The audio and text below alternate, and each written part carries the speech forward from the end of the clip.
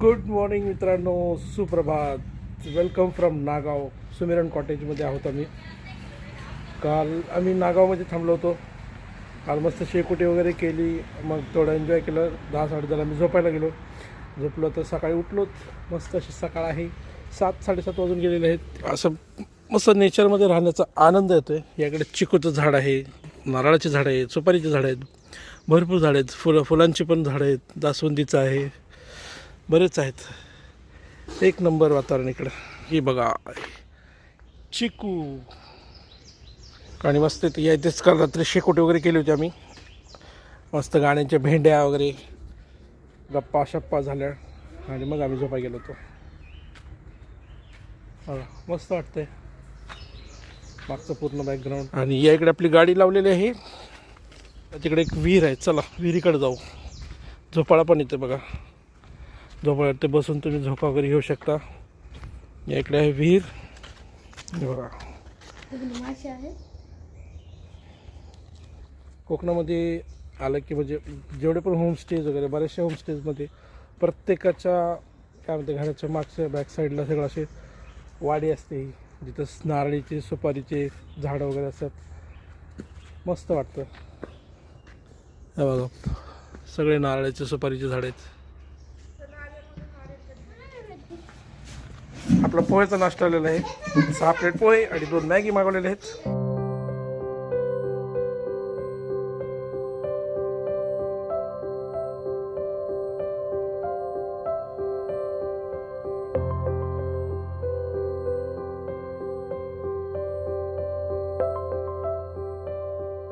पण आता निघतोय तिथून सुमिरन कॉटेजमधून. आता पुढे रेवदंडा, काशीद बीच, मुरुड जंजिराच्या दिशेने जायचं आपल्याला. 2-3 मिनिटात निघूया. तुला आता ऑलमोस्ट झालं आहे सगळ्यांचं. फक्त इथं जरा फोटो सेशन वगैरे थोडंसं चालू आहे, लास्ट मोमेंट. हे झालं की निघूया. आणि कार्तिकमध्ये बसलेला आहे.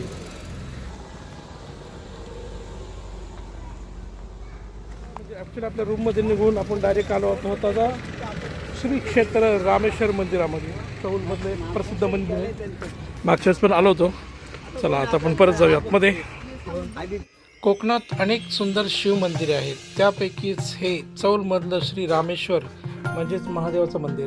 दगडी पुष्करणी समोर हे कोकणी पद्धतीचे मंदिर एखादे चित्र असावे तसे भासते.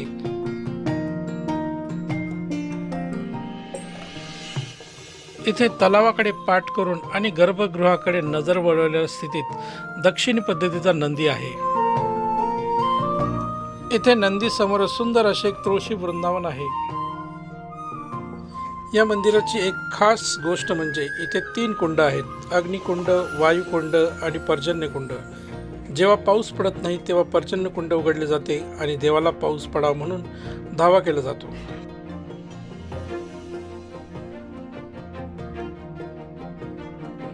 मंदिराच्या आवारातच इथे अनेक देवी देवतांचे मंदिर आहे. त्यातीलच हे श्री विठ्ठल रुक्मिणीचं मंदिर.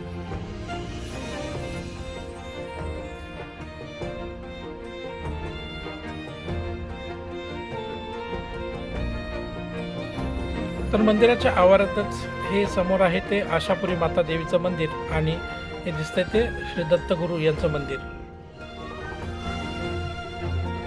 मित्रांनो रामेश्वर मंदिरात दर्शन घेतलं आपण. आता इथून पुढे निघूया रेवदंडा बीच आणि किल्ल्याकडे. चला आपण आलो तर रेवदंडा बीचवरती आणि तिकडे ॲक्च्युली आहे रेवदंडा किल्ला. तिकडे जायचं आपल्याला.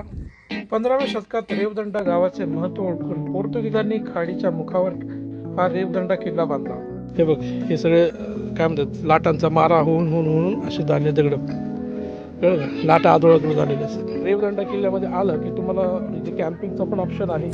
टेंट्स वगैरे तिकडे या साईडला बघा आतमध्ये तिकडे टेंट्स आहेत. आणि हे बघा हे पण इकडं पण टेंट्स वगैरे. असे टेंटमध्ये वगैरे तुम्ही स्टे करू शकता. तिकडे राहायची खायची प्यायची सगळी सोय येते टेंटमध्ये. डायरेक्ट जर आपल्याला किल्ल्यावरती असं असेल रेवदंडा किल्ल्यावरती तर इकडनं येता येतं. गाडी येते आणि इथे पार्क वगैरे करू शकतो. लास्ट टाइम आम्ही इथं आलो होतो इकडनं. गाडी इथं लावून आतमध्ये गेलो होतो. तर इथं समोरच आहे किल्ला. रेवदंडा किल्ल्यावर 7 खणी मनोऱ्याचे 7 पैकी 4 मजलेच आता फक्त बाकी आहेत. या मनोऱ्याला पोर्तुगीज आरमाराचा रखवालदार म्हणायचे, कारण या मनोऱ्यावर उत्तरेला मुंबईपर्यंत व दक्षिणेकडे जंजिरापर्यंत टेहाळणी करता येत असे.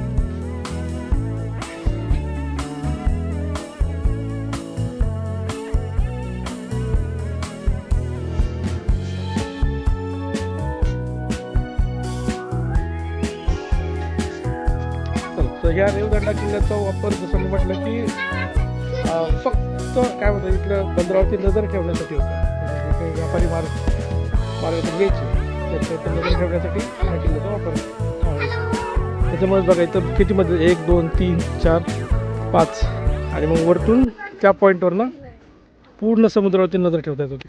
आणि आता आपण निघालोत काशीद बीचकडे.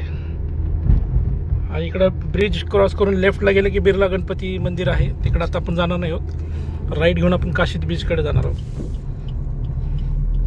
आणि या इथं चेकपोस्ट आहे, राईट घेतला की आपण जातो काशीद बीचकडे.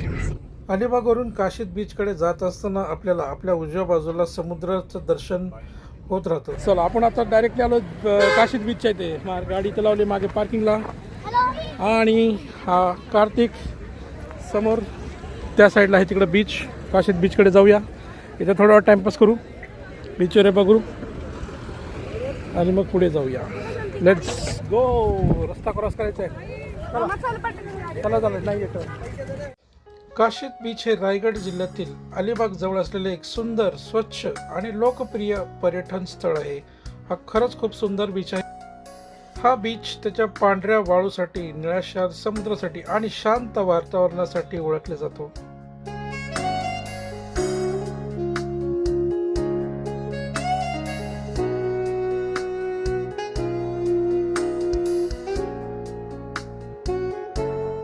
या बीचवरती तुम्ही मस्तपैकी एन्जॉय करू शकता, कारण तुम्ही पाण्यात वगैरे खेळू शकता. आणि इथे बऱ्याचशा वॉटर स्पोर्ट्स ॲक्टिव्हिटी सुद्धा आहेत, तेही तुम्ही इथे करू शकता. आणि खास करून संध्याकाळच्या वेळेस तर ते खूप मजा येते. संध्याकाळच्या वेळेस सुद्धा मस्त वाळवरती बसून सनसेट एन्जॉय करायला काही वेगळीच मजा आहे. काशीद बीचवरती आपली इथं नाश्ता वगैरे झाला, आपलं मॅगी वगैरे खाल्ली आणि आता निघूया. कुठं जायचं रे? कुठं जायचं आपल्याला आता शिवाजी महाराजांचा ते किल्ला काय शिवाजी महाराजांचा नाही आहे. काशीद बीचवरती वेळ घालून आम्ही आता निघालोत मुरुड जंजिरा किल्ल्याच्या दिशेने. तो आहे मुरुड जंजिरा किल्ला, त्या किल्ल्यावर जायचं आपल्याला आता. काशीद बीचकडून पुढे मुरुड जंजिराच्या दिशेने जात असताना पुढे आपल्याला उजव्या बाजूला हा असा समुद्रामध्ये असलेला मुरुड जंजिरा किल्ला पाहायला मिळतो. चला इथं 20 रुपये आपल्याला एंट्री द्यायची. किल्ला कितीपर्यंत चालू असतो? 1 मिनिटावर किल्ला आहे. आता 4:30ला तिकीट बंद. मुरुड जंजिरापाशी आलो, पार्किंगमध्ये आहोत, गाडी लावली आणि जाऊया तिकीट काउंटरकडे. ते फुल तिकीट आहे 100 आणि हाफ तिकीट आहे 50. चला आपण आता यावेळेस कवर्ड बोटमध्ये जाणार. मागच्याच आपण गेलो होतो ते ओपन बोट होती, कापडी बोट होती. ही आहे ती कवर्ड बोट. चला.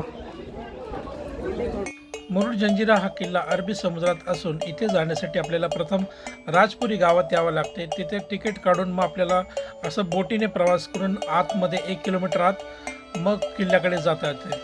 हा भक्कम असा किल्ला अजूनही थाटात समुद्रामध्ये उभा आहे आणि जवळ जाईपर्यंत इथे आपल्याला खरंच कळत नाही की याचा मुख्य दरवाजा कुठे आहे. हीच या किल्ल्याची खासियत आहे. हा किल्ला पर्यटकांसाठी फक्त संध्याकाळच्या 5 वाजेपर्यंत उघडा असतो, म्हणजे 5च्या नंतर आपण इथे जाऊ शकत नाही. वेलकम बोट है अपना, यही बोट से रिटर्न जाना है, दूसरा कोई बोट में बैठना नहीं है. ठीक है. अगर गलती से भी दूसरा बोट में जाएंगे तो क्या होगा मालूम, अपनी गाड़ी एक तरफ अपन दूसरी तरफ दूसरे गांव में जाएंगे. हाँ समझ. ऐसा गलती नहीं करने का है अपने को. नीचे उतरने के बाद अपने को टाइम देंगे अपना, जो आने वाला टाइम है वही टाइमिंग में रिटर्न आने का है. बोट का नाम वेलकम है.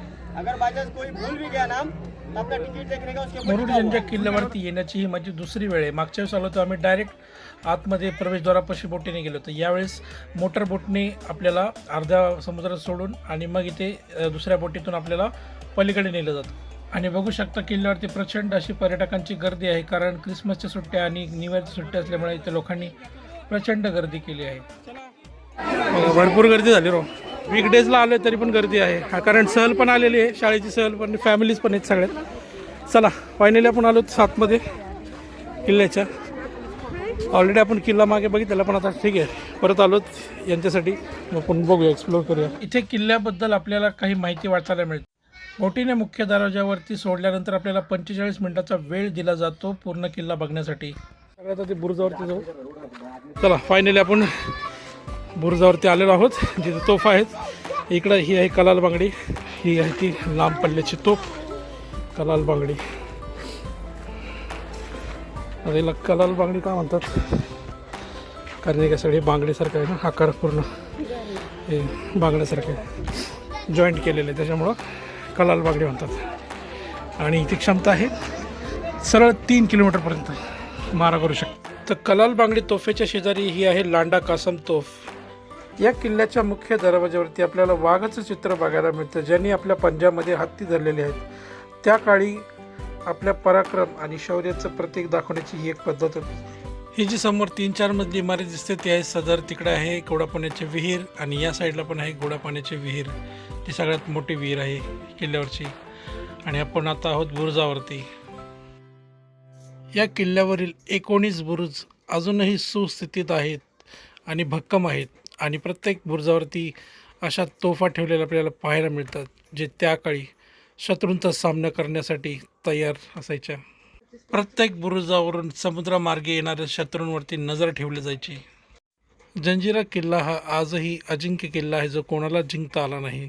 छत्रपती शिवाजी महाराजांनीही हा किल्ला जिंकण्यासाठी प्रयत्न केला आणि त्यासाठी त्यांनी याच समुद्रामध्ये दूर पलीकडे दुसरा किल्ला म्हणजे पद्मदुर्ग किल्ला बांधला. चला बुरुजावरून आपण खाली उतरून आता निघालोत गोडा पाण्याच्या तलावाकडे. या किल्ल्यावरती एकूण 2 गोडा पाण्याचे तळे आहेत. त्यातील हे तळं आकाराने मोठं आहे आणि इथेही आपल्याला किल्ल्याबद्दल माहिती फलक दिसून येतो. आणि बघा प्रचंड मोठा तळ आहे आणि आजही त्याच्यात बघा मासे वगैरे आहेत. आपण आता ह्या पायऱ्या चढून एकदम टॉपला जातो आहेत, जिथून पूर्ण किल्ल्याचा व्ह्यू दिसतो. तिकडे जाऊया. हा संपूर्ण किल्ला खरं तर 45 मिनिटात पाहून होऊ शकतच नाही. त्याच्यामुळे आपल्याला जर एका नजरेत किल्ला पूर्ण बघायचा असेल तर या किल्ल्यावरती या वरच्या पॉईंटवरती यायचं आणि इथून पूर्ण आपल्याला किल्ला दिसतो. किल्ला बघत बघत संध्याकाळचे 4:30 वाजून गेले होते आणि आपल्याला परत जायची वेळ आली होती, कारण आपल्याला दिलेली वेळ संपली होती. त्यामुळे आता चला इथून निघूया आणि सरळ जाऊया किल्ल्याच्या प्रवेशद्वारापाशी, जिथून आपल्याला बोटीने परत आपल्या गाडीकडे जायची. हा कार्तिक, मजा आली का? बोटमध्ये बसून मजा आली आणि किल्ल्यावर मजा आली का? आता इथनं डायरेक्ट आपल्याला घरी निघायचं आहे. आता वाजलेत 5:15 होत आलेत. पार्किंगकडे जायचं, गाडी काढायची आणि डायरेक्ट घरी. 12-1 वाजतील कदाचित घरी जायला रात्रीचे. आता जवळपास 5:30 वाजलेत आणि आपण निघालोत मुरुड जंजिऱ्यावरून घराच्या दिशेने परत. आणि आपण रोहा मार्गे जाणार आहोत. पुढे पालीचा बल्लाळेश्वर, जे अष्टविनायक गणपतीपैकी गणपती आहे, तो लागतो वाटेमध्ये.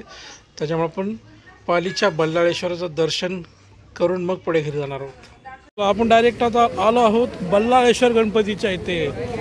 पालीचा बल्लाळेश्वर. पालीचा बल्लाळेश्वर हा अष्टविनायकापैकी 3रा गणपती, जो रायगड जिल्ह्यात आहे. संध्याकाळच्या 7:45 वाजले होते आणि आम्ही इथं दर्शनासाठी आलो होतो. उशीर झाला असल्यामुळे इथे भाविकांची गर्दी जरा कमी झाली होती, त्यामुळे आम्हाला निवांत दर्शन घेता आले. अलिबागला जाताना आपण महडच्या वरदविनायकाचे दर्शन घेतले आणि आता घरी परत जाताना आपण ह्या पालीच्या बल्लाळेश्वराचे दर्शन घेऊन मग घरी जातोय. त्यामुळे आपले या प्रवासात 2 अष्टविनायकांचे दर्शन झाले. चला आपलं दर्शन झालं, बल्लाळेश्वराचं पण झालं. गर्दी नव्हती, काय नव्हतं, कारण 7:30-8 झाली. डायरेक्ट दर्शन झालं आणि आता इथून निघूया. इथे भरपूर प्रकारचे पेढे प्रसादासाठी ठेवले होते. आम्ही इथनं प्रसाद म्हणून पेढे घेतले. चला तर मंडळी, अशी होती आमची ही 2 दिवसाची कोकण ट्रिप, अलिबागची ट्रिप. मस्त एन्जॉय केलं. आय होप तुम्हाला ही सिरीज म्हणजे 2 दिवसाची ट्रिप आवडली असेल, व्हिडिओ आवडला असेल तर नक्की लाईक करा, शेअर करा, सबस्क्राईब करा, कमेंट करा. चला आता आम्ही पुढे कुठेतरी जेवण करून आणि मग पुढे घरी जाणार आहोत. Tata, bye bye, see you.